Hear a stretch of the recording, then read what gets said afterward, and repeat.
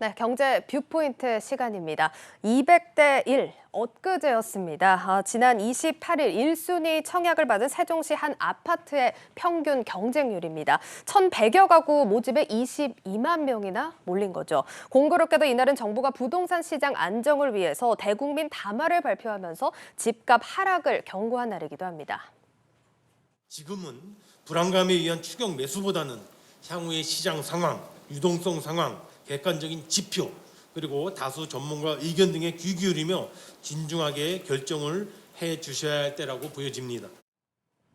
예, 정부의 부동산 정책에 대한 신뢰가 얼마나 떨어졌는지를 보여주는 상징적인 장면이다. 이런 얘기까지 나오고 있는데요. 오늘 경제 뷰포인트 시간에서는 정부의 부동산 담화 이후 계속되는 여진이라는 주제로 이야기 나눠보도록 하겠습니다. 세종시 주재 조현석 기자 연결이 되어 있습니다. 예, 조 기자, 지금 대국민 담화 이후 알맹이 빠진 대책이다. 비판 여론이 좀 계속해서 나오고 있는 상황인데요. 정부 내에서도 비슷한 반응들이 나오고 있다고요? 네, 이번 부동산 담화는 정부 입장에서 보면 일종의 고육지책 성격이 짙었습니다. 집값 급등으로 국민들의 불안감과 불만이 커지는 상황에서 아무것도 안 할 수는 없고 그렇다고 시원한 대책도 없으니 호소라도 해서 집값 상승을 막아보자는 거였죠.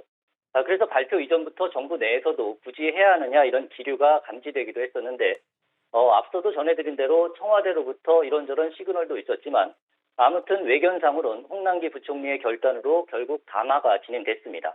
하지만 담화 이후에 대책 없이 경고만 남발했다. 26번째 부동산 대책은 읍소냐 예상했던 대로 여론이 싸늘해졌습니다. 그러자 정부 내에서도 시기나 내용상 부적절한 담화였다. 안 해도 될 걸 왜 해서 여론의 반발을 사느냐. 안타깝다. 이런 부정적인 반응들이 줄을 이루고 있습니다. 예, 그리고 이번 담화에서 한 가지 더 살펴봐야 하는 부분이 정부가 제시한 집값 하락의 근거를 놓고도 좀 비슷한 논란이 불거지고 있지 않습니까? 네, 정부는 집값 조정 가능성에 대해서 언급하는 게 단순히 직관에 의한 게 아니라 과거 경험이나 주요 관련 지표를 바탕으로 한 거다 이렇게 설명을 하고 있습니다. 그러면서 드는 예가 1997년의 외환위기나 2008년의 글로벌 금융위기입니다. 이때를 보면 서울 아파트 가격이 9에서 18% 정도의 조정을 받은 바 있다는 겁니다. 그런데 지금이 외환위기나 금융위기 같은 큰 경제 위기는 아니지 않느냐. 그러면 조만간 이 같은 위기가 우리 경제에 닥친다는 얘기냐. 이런 반론이 즉각적으로 제기됐습니다. 예, 지금 뭐 그렇지 않아도 홍남기 부총리가 평소에 우리 경제가 코로나19 위기를 잘 극복해 나가고 있다. 이런 얘기를 좀 자주 하지 않았습니까? 네, 최근에도 국제통화기금 IMF가 우리 경제 성장률 전망치를 상향 조정하니까 홍남기 부총리 페이스북에 국제사회가 우리 회복력을 인정했다 이렇게 글을 올리기도 했습니다. 그런데 부동산 시장을 평가할 때는 바로 경제 위기가 올 수 있다는 식으로 공포 분위기를 조성하니까 앞뒤가 맞지 않는다, 모순 아니냐 이런 지적이 나오고 있는 겁니다. 여기에 이번 정부 들어서 집값이 5억 원에서 10억 원으로 2배가 뛰었는데 앞으로 2, 3년 뒤에 10% 정도 조정된다고 해서 부동산 시장이 정상화되는 것도 아니지 않느냐 이런 냉소도 없지 않습니다. 예, 집값이 단기간에 급등했다는 점에서 부동산 시장의 고점이라는 게 틀린 말은 아닐 수 있지만 부동산 시장 안정을 위해선 정부의 정책 신뢰도를 높일 수 있는 방안은 무엇인지 정책 당국의 깊은 고민이 먼저 필요해 보이는 상황 같습니다. 자, 그럼 다음 주제로 또 이야기를 넘어가 보도록 하겠습니다. 최저임금에 대한 얘기인데요. 지난 12일 밤에 내년도 최저임금이 올해보다 5.1% 오른 시간당 9,160원으로 결정이 됐습니다. 다음 주 확정 고시를 앞두고 있는데 경영계가 이의 제기를 했군요. 네, 어제가 이의제기 접수 마지막 날이었습니다. 경총과 중기중앙회, 소상공인연합회 등 경영계 3곳만 이의 신청서를 고용노동부에 제출했습니다. 최저임금위원회 회의 도중에 집단 퇴장하기도 했고 총파업 투쟁하겠다 이렇게 으름장도 났던 민주노총은 이의 제기를 하지 않은 것으로 확인됐습니다. 만족할 수준은 아니지만 그렇다고 이의 제기를 할 정도는 아니다 이렇게 판단한 것으로 보입니다. 예, 결국 경영계만 지금 최저임금 재심의를 요청했다라는 의미는 그만큼 받아들이기 무리한 수준이다라는 거겠죠. 네, 경영계는 최저임금 인상률이 과도하다, 최저임금과 직결된 소상공인들의 어려움을 충분히 고려하지 않았다는 점을 문제 삼고 있습니다.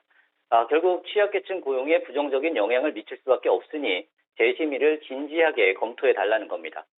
또 우리나라 최저임금 수준이 중위임금 대비 60%를 넘어서서 선진국 최상위권에 도달한 상황인 만큼 추가적인 인상에 한계가 있다는 점도 고려해 달라고 요청했습니다. 예, 뭐 그렇다면 지금 같은 상황에서 어떻게 이의 제기가 받아들여질 가능성이 있을까요? 네, 고용노동부는 앞으로 2, 3일간 이의 신청서를 검토한 뒤 최저임금위원회에 재심의를 요청할지 여부를 결정하게 됩니다. 그런데 고용노동부를 취재해보면 이의 제기가 받아들여질 가능성이 현재로선 낮은 상황입니다. 결정권을 쥔 안경덕 고용부 장관이 경영계의 이의 신청을 거부할 거라는 얘기인데요.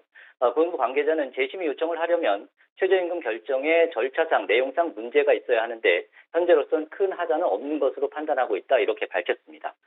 고용부가 이의 제기를 받아들이지 않으면 최저임금은 8월 5일에 확정 고시되게 됩니다. 예, 사실 뭐 그렇다고 하더라도 지금 최저임금 결정이 7월 12일 밤에 됐고요. 코로나19 4차 대유행 이전이었습니다. 그렇기 때문에 4차 대유행으로 인해서 경제 불확실성이 이렇게 커진 만큼 이 상황을 반영할 필요도 있다, 이런 견해도 나오고 있지 않습니까? 네, 내년도 최저임금은 경제 성장률 평균치 4%와 물가 상승률 1.8%를 합하고 취업자 증가율 0.7%를 빼서 5.1%를 산출했습니다. 그런데 아시다시피 최저임금이 결정된 이후에 이달 중순부터 시작된 4차 대유행으로 경제의 불확실성이 커진 상황입니다. 실제 어제와 오늘 발표된 소비자와 기업 심리 지표는 일제히 위축된 모습을 보였습니다. 특히 최저임금과 직결된 자영업자와 소상공인들은 거리두기 강화 조치로 직격탄을 맞은 상황입니다. 때문에 이를 반영해서 최저임금을 재심의해야 된다 이런 목소리가 커지고 있지만 고용부는 그동안 재심의가 한 차례도 없었던 기존 관행에 더 무게를 두는 모양새입니다. 실제 최저임금 제도가 도입된 1988년 이후에 이번까지 18년 동안 이의제기가 있었지만 한 차례도 번복된 사례는 없습니다. 고용부 장관이 재심의를 요청한다는 건 이런 오랜 관행을 깬다는 건데 전통관료 출신인 고용부 장관에게 이런 결단을 기대하는 건 애초부터 무리일 거다라는 해석도 나오고 있습니다. 이래저래 최저임금을 둘러싼 사회적 갈등은 이어질 수밖에 없을 것으로 보입니다. 예, 경제 뷰포인트 오늘 여기까지 듣도록 하겠습니다. 세종시 주재 조현석 기자와 함께했습니다. 조 기자 잘 들었습니다.